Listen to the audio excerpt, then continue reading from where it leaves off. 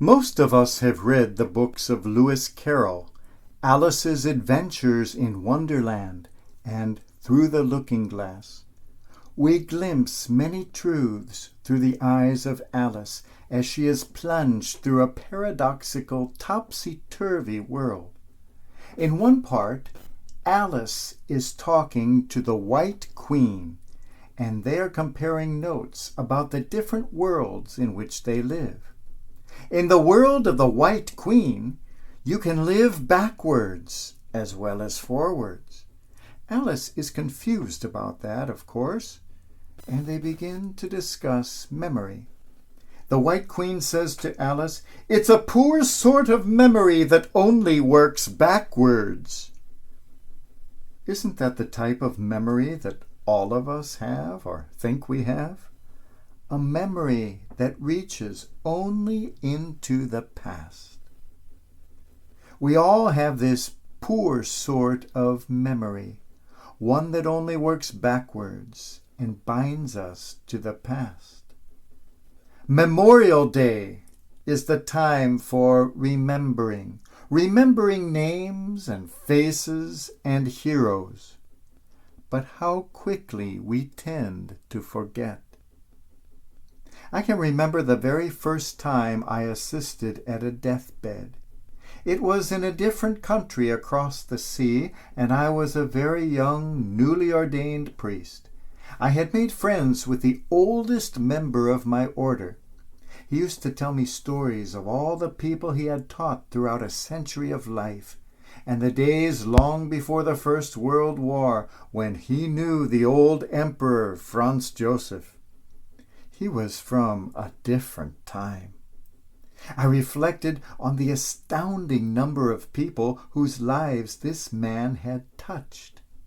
So I was shocked that at his deathbed, the only person present were myself and the old nun nursing him. This man had done so much for so many. Where were they all now? It was then that I saw the hard truth that when you live too long, everyone you knew and loved has already gone. He lived so long that even those he had taught in school were already long gone. Since then, that realization has been reinforced at countless deathbeds and countless funerals. I have presided over many funerals where there was no one present but myself and the mortician. Sometimes there is no one left to remember. This lesson was driven home to me in a dramatic manner many years ago during the darkest days of the AIDS plague, which attacked my generation more than any other. One by one, I saw my friends depart this world at a young age. These people I had grown up with or gone to school with, these people with whom I had once shared wonderful times, were no longer around. As difficult as that was, it was at least consoling that there were others who remembered them too, and we could tell stories of our friends who had gone on. But then they died too, until one by one they were all gone, and I was left with only fading memories I could no longer share with anyone. That and the cold realization that once I was gone, there would be no one at all to remember them. They were goner than gone, because there was no one to remember. The American neuroscientist David Eagleman writes, "There are 3 deaths. The first is when the body ceases to function. The second is when the body is consigned to the grave. The third is that moment sometime in the future when your name is spoken for the last time." This is a day for regaining our power of memory. We are, most of us, guilty of a sort of collective amnesia. We may remember on occasion certain events, certain people, perhaps even certain names and faces from the past. But the White Queen was right. It is a poor sort of memory that only works backwards. We are incapable of remembering the future. That is, using the same mind and heart and imagination and memory to read and intuit and dream into existence a world of tomorrow. We often seem blind to the fact that what we call memory belongs not to the past, but very much to the present. That those people of yesterday are very much alive precisely because we remember them. And their actions of yesterday make us what we are now. We live in a constant world of memory, and every moment of our life is infused with memory. As Tennessee Williams so aptly put it, life is all memory, except for the one present moment that goes by so quickly you hardly catch it going. Yesterday is today's memory. Tomorrow is today's dream. And the dreaming and the remembering are one and the same power, because the only reality is the now.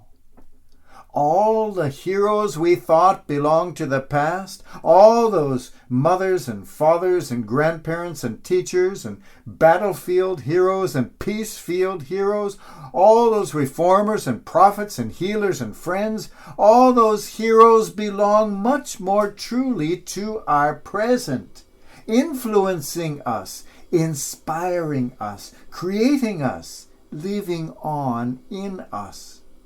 If we truly live, then they live.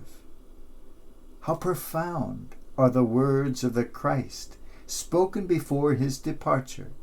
The world will no longer see me, but you will see me, because I live and you will live. On that day you will realize that you are in me and I in you. To see this simple yet profound reality, we need to see, as he said, not merely with the eye of the world, the eye of flesh and blood, but with the eye of spirit. When we receive this spiritual sight, which Jesus calls the Spirit of truth, then it is that we see things, know things, understand things that the world cannot. Then it is that our hearts, our minds, our memories reach their full potential, and we begin to realize that natural power of which the White Queen spoke.